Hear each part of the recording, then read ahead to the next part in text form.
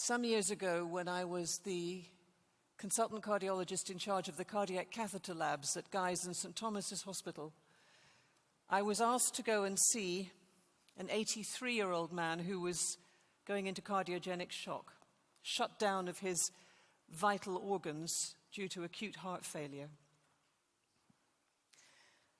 Michael was a big, powerful man who'd had an anterior myocardial infarction, a heart attack. And when I saw him, he was sitting propped up in bed, pale and breathless, but still fully conscious.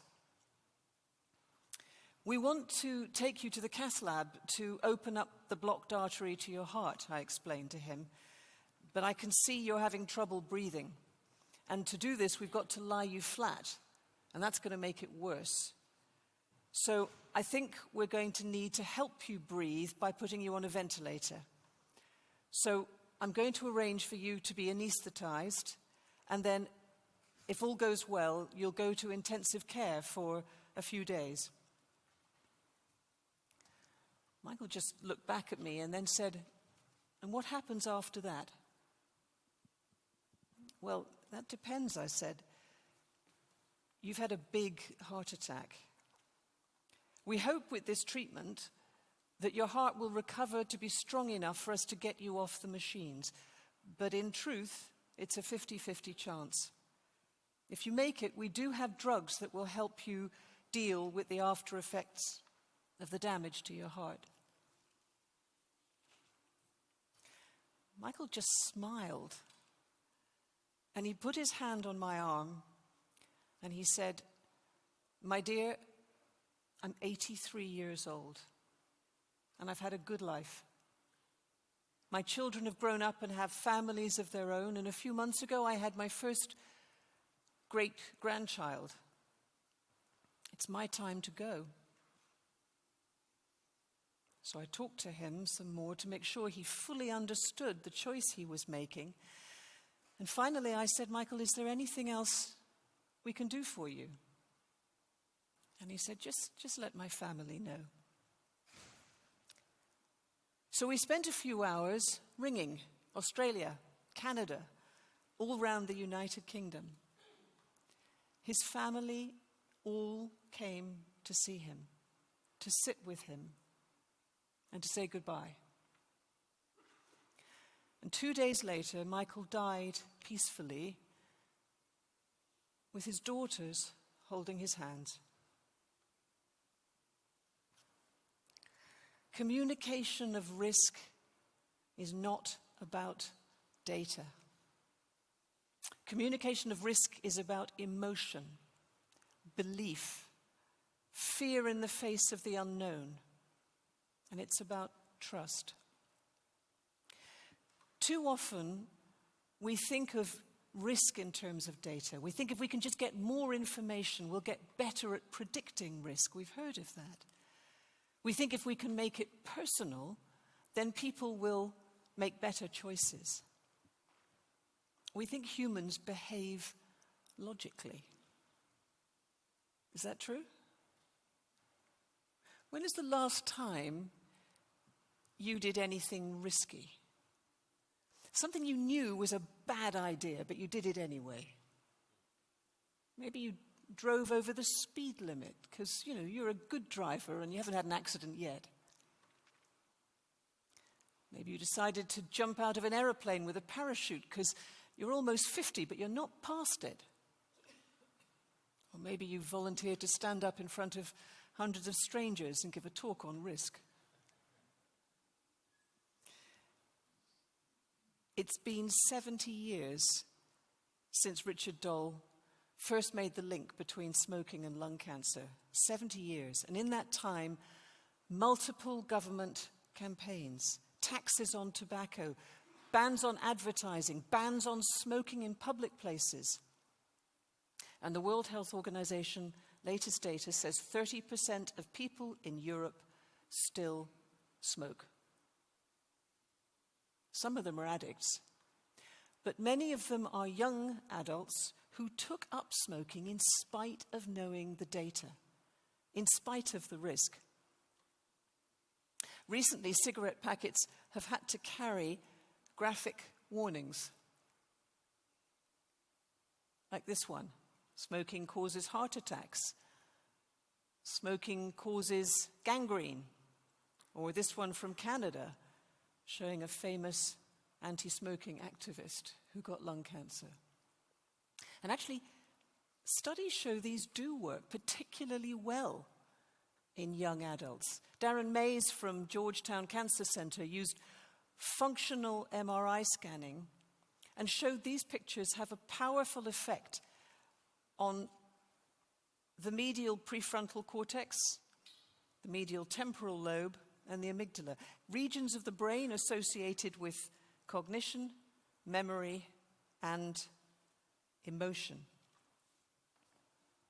Of course, the advertising industry has known this for years and exploited it. And recently, social media has changed the way that advertisers use their campaigns. Celebrity endorsement is powerful. Angelina Jolie's breasts have always had an impact. But after her breast surgery, the number of women at high risk coming forward for preventative mastectomy doubled. Equally, of course, the mass media can have a devastating effect on public health messages. In 1998, a fictional association between the MMR vaccine and autism was published in The Lancet. And despite the fact the author, Andrew Wakefield, was revealed as a fraud and a liar, the paper was formally removed by the journal. And we've had multiple scientific experts stating that it's safe. Hundreds of thousands of mothers are still afraid of putting their children at risk. The number of cases of measles in Europe has gone up by 300%. There were 41,000 cases last year and deaths in multiple countries. The emotion has completely overridden the data on risk. Earlier this year, UK Biobank produced a study of almost 500,000 people showing an association between the intake of processed meat and an increased risk of colon cancer, the kind of story the media love. And it was reported around the world. This is how CNN in America reported it. And of course, by the time it got to the British tabloid press, that was the headline. Now, this study actually showed that 25 grams a day of processed meat gave you a 19% relative increase in risk on a background risk of 6%. But what does 19% of 6% look like? When we're communicating risk, numeracy is a real problem. A few years ago, a cross-section of people in the USA and in Germany were asked this question: which of these figures will give you the biggest chance of getting a disease? 30% of them couldn't answer the question. So we've developed tools for trying to communicate risk. Infographics. This one is designed to show that risk of processed meat. So this shows the 6% of the population who would be expected to get colon cancer eating a normal diet at some stage during their life. And this is the difference if those 100 people ate a bacon sandwich every other day. But the truth is, data presented like this actually has very little impact. The way I, as a doctor, frames the risk has a much greater influence on the decisions people will make. So if I told you that a treatment I recommend has a 95% chance of total success with no complications, you'd be likely to accept it. On the other hand, if I said the treatment has a 1 in 20 chance of causing a problem, probably small, but there's a tiny chance it could be very risky, you're much more likely to reject it. And it's not just framing a risk that makes a difference. We know that retaining information about risk is a real problem. Once you've told a patient they have cancer, we know that almost anything else you say to them in that consultation, they won't remember. Actually, that doesn't hold just for people at very high risk. I want to show you a short video.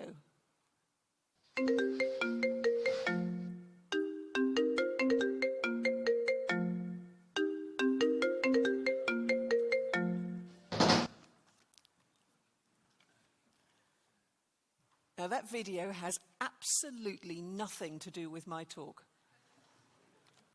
But tomorrow, it's going to be the only thing you remember.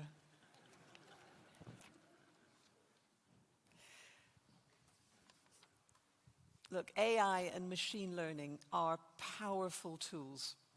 I have no doubt they're going to make us better at calculating disease probability, at predicting risk. But we have to ask questions about our digital future. How far would you trust an algorithm to make your diagnosis or plan your treatment? What error are you as a patient or healthcare systems prepared to accept when there's uncertainty about risk? And finally, who do you turn to when something goes wrong? I don't know if an algorithm would have encouraged Michael to choose a 50-50 chance of surviving with heart failure over the path he chose. But I do know that he died a peaceful death. It has to be not a question of getting more information. Numbers do not have a meaning by themselves. It's up to us to tell their story. And there's no doubt in my mind that it's the future of human intelligence, intellectual and emotional, and artificial intelligence, intellectual and emotional technology, where the future is going to lie. Thank you very much.